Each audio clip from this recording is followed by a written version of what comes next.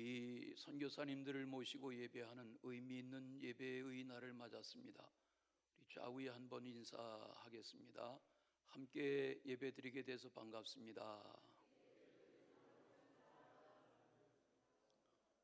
은혜로운 찬양을 감사합니다. 예수 안에서 죄사함을 받고 하나님의 자녀가 된 성도들의 제일 가는 사명은 선교입니다. 선교는 해도 고만 안 해도 고만이 아닙니다. 교회의 존재 목적이 복음을 전하는 것입니다.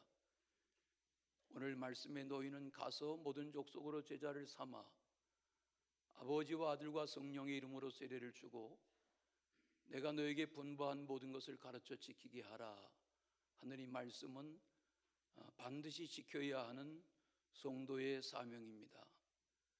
너에게 성령이 임하시면 권능을 받고 예루살렘과 온 유대와 이스라엘 그리고 국경 사마리아 땅끝까지 복음이 전파될 것을 말씀하신 말씀은 오늘날로 말하면 나의 삶의 현장에서 복음을 전하는 일이 선교의 현장까지 이어져야 한다는 말씀이죠. 어제 구파발역 2번 출구에 나가서 1시간 전도했습니다. 우리는 내 삶의 현장에서 복음을 전하는 일은 별거 아닌 것으로 여기고 비싼 비행기 표를 사고 적지 않은 체리비를 들여가면서 일주일 혹은 열흘간 단기 선교팀에 합류되어 낯설은 나라의 몇 마디의 말을 배워가지고 남의 나라에 가서 선교의 경험을 하고 오는 일을 대단하게 여기는 경우가 있습니다. 물론 그렇게 보고 들은 것이 도전이 되어서 평생을 선교에 헌신하게 되는 것이 맞기는 합니다. 선교의 대명제는 가든지 보내든지입니다. 다 같이 가든지 보내든지. 저는 저희 교회가 탄생되던 초기부터 그런 부담 가운데 있었습니다.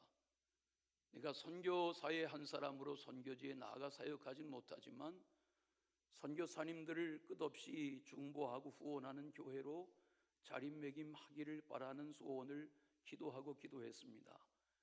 그런 신앙의 의지가 교우들과 하나 되었고 저희 교회는 속회를 중심으로 또 다른 것은 몰라도 매주 매달 적게 크게 선교헌금 드리시는 것 모아서 고스란히 선교 현장에 후원하고 하는 일을 교회의 큰 보람으로 여기며 여기까지 나왔습니다. 오늘 말씀의 내용을 짧게 묵상할 것입니다. 제가 40년 목회하며 2000번이 넘는 주일 설교하였지만 오늘 제 생애 가장 짧은 설교를 하고 내려가려고 그럽니다. 왜? 박수까지 하시거나.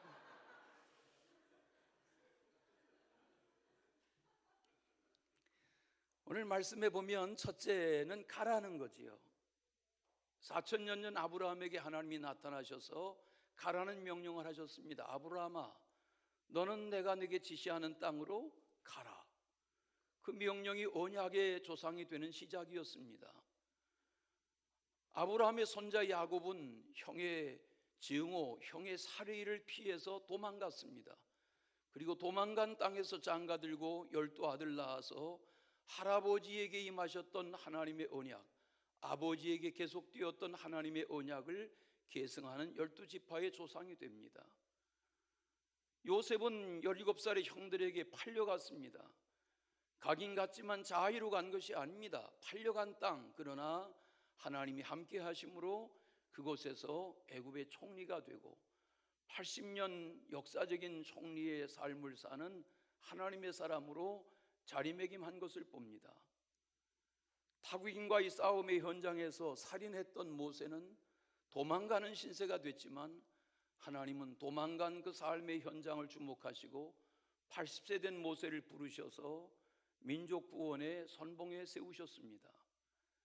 다윗은 심부름 갔던 전쟁터에 나간 세 형 만나러 갔던 전쟁터에서 블레셋의 거장 골리앗을 만났고 돌멩이 5 그 중에 하나로 전쟁을 종식시키는 역사적인 인물이 됩니다. 그리고 세월이 흘러 언약민족의 왕이 되고 40년 우리가 아는 다윗으로 자리매김합니다. 예루살렘 폐허의 소식을 들었던 느헤미야는 기도 중에 먼 거리 예루살렘을 찾아갔고 거기서 52일 만에 성곽 중건의 역사를 이룹니다. 우리는 자의적으로 가던 팔려가던 다니엘처럼 끌려가던 사드락 메삭 아벳느고처럼 끌려간 땅에서 어려움을 겪던 하나님은 주목하는 하나님의 사람을 통해서 가라 하시는 주의 명령을 이루시는 것을 봅니다.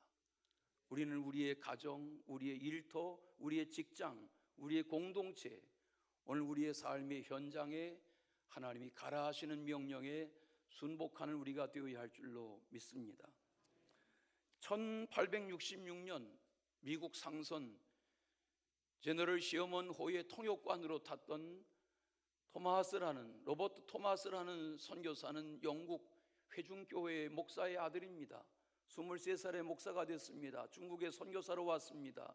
선교지에 여러 날 다녀서 와보니까 만삭이었던 아내가 유산하고 너무나 과다한 출혈로 아기도 죽고 아내도 죽어 있었습니다.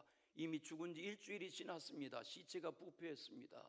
충격이 휩싸였고 슬픔을 극복하지 못합니다.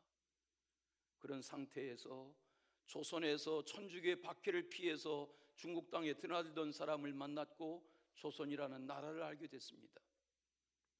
그렇게 들어온 땅 제너럴 시어먼호의 통역관이었던 저는 조선이 개항하지 않던, 문을 열지 않던 이런 땅에 식민지 정책을 가졌던 선장에 의해서 살인이 일어나고 결국은 평양에 성주가 나서서 이 배에 불을 지르고 서로 공격하고 살해하는 일이 벌어집니다. 배에 타고 있던 외국인들이 다 강변으로 뛰어내리는데 토마스 선교사도 뛰어내렸습니다. 그리고 가지고 있던 한문 성경책을 이 사람 저 사람에게 짧은 한국말로 전하면서 죽어갑니다. 칼에 죽어갔습니다. 그를 칼로 쳤던 한 사람, 그는 그로 인해서 나중에 회개하고 영수가 되는 지금의 장로와 같은 그런 자리로 변화된 역사의 흔적들을 찾아볼 수 있습니다. 그 자리에서 12살 된 채치량이라는 아이가 죽음의 현장을 봤습니다. 그리고 자기도 성경 한 권을 받아들었습니다. 이것이 박영식이라는 사람에게 건네졌는데 자기 여관방에 벽지로 썼습니다. 그 여관방에 모페 선교사가 사무엘 모페 선교사가 머물면서 성경책이 벽에 도배되어 있는 걸 보았습니다. 충격에 빠졌습니다. 한 달 동안 머물면서 그것을 예배처로 삼고 사람들을 불러 모았습니다. 3개월 만에 그 방에서 세례교인 7명이 탄생했습니다. 최치랑 12살 아이가 세월이 지나며 재물을 벌어서 박용식의 여관을 사들였습니다. 그리고 거기서 교회가 시작합니다. 그리고 교인이 늘어나니까 널다리라는 곳에 친구의 집을 사서 예배당을 확장했습니다. 그것이 1907년 우리가 아는 장대현 교회 평양 대부흥의 원조가 됐습니다. 목배임을 당하고 던져진 성경책, 그 말씀이 사람을 움직였습니다. 선교는 보람 있는 것입니다. 우리가 이렇게 만 원 모아서 선교사님들에게 보낸다고 무슨 의미가 있을까? 아닙니다. 적은 것이 모여서 강을 이루고 바다를 이루는 것입니다. 오늘 저들의 사역이 하나님의 영광을 돌려드리는 사역이요 보람된 사역이 되기를 바랍니다. 오늘 말씀에 주님 말씀하세요. 모든 족속으로 제자를 삼으라는 것입니다. 사람의 제자를 삼는 것이 아닙니다. 나에게 수종드는 자를 만드는 것이 아닙니다. 그리스도의 제자를 삼는 것입니다. 우리 모두는 그리스도의 제자가 되어야 합니다. 그리스도의 제자의 삶을 살아야 합니다. 아버지와 아들과 성령의 이름으로 세례를 주라고 했습니다. 저도 세례를 받았습니다. 우리 가운데 세례받지 않은 이는 거의 없습니다. 1906년 스코렌턴 선교사가 강화도에 갔습니다. 저희 고향 마을에도 도착했습니다. 그 해에 저희 고조부 49살, 증조부 26살 세례받았습니다. 고조 할머니, 증조 할머니 다 세례받았습니다. 배로 낯설은 동양의 작은 나라에 섬에 찾아간 스크랜턴 선교사가 우리 마을에 1906년에 복음을 전했습니다. 선교의 씨앗은 위대한 것입니다. 내가 이렇게 예배당 다닌다고 내가 예수 믿는다고? 아닙니다. 하나님의 역사는 계속해서 번져가는 것입니다. 선교의 역사에 보면 인도의 선교사님들의 죽은 무덤의 수가 거기에 복음을 받아들인 이들의 수보다 더 많다는 선교사의 책을 봅니다. 그게 선교사의 초기의 역사였습니다. 오늘날은 순교자의 시대는 아니지만 얼마나 많은 외로움과 고독과 질병과 위험 가운데 노출되어 여기까지 나온 것입니다. 어느 며느리가 시어머니 생신에 문자를 보냈습니다. 어머니 오래 사세요. 그런데 서둘러 문자를 보내다가 잘못 보냈습니다. 어머니 오래 사시네요.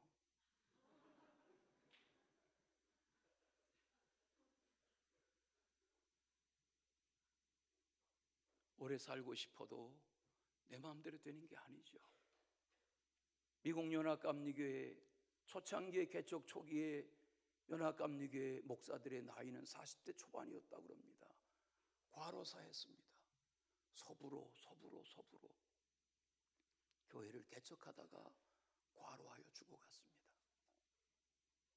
우리 선교사님들은 오래 사시기 바랍니다. 오래 쓰임 받으시기 바랍니다. 마지막 내가 너에게 분부한 모든 것을 가르쳐 지키게 하라고 하셨습니다. 가르치고 배우고 행하는 것입니다. 가르치기만 하고 행하지 않으면 손가락질 받습니다. 가르친 대로 행하고 영향력 있는 그리스도인으로 살 때 여러분의 직장이, 여러분의 가정이, 여러분의 일터가, 여러분의 삶이 그리스도의 향기로 진동하게 될 것입니다. 선교사님들의 앞날과 후원하고 중보하는 교회 앞날에 하나님의 축복이 영원히 계속되기를 축원합니다. 사랑의 주 하나님 아버지, 여기까지 왔습니다. 에베네셀의 은혜입니다. 우리의 앞날을 주님께 올려드립니다. 우리의 건강, 우리의 체력, 우리의 경험, 우리의 재능, 우리의 삶의 의지를 불태워 하나님의 나라와 주의 영광을 구하는 복음의 사람들 되게 하여 주시옵소서. 선교의 땅과 선교의 사람들을 기억하여 주시고 선교의 사람들을 돌아보아 주시옵소서. 예수 그리스도 이름으로 기도하옵나이다. 아멘.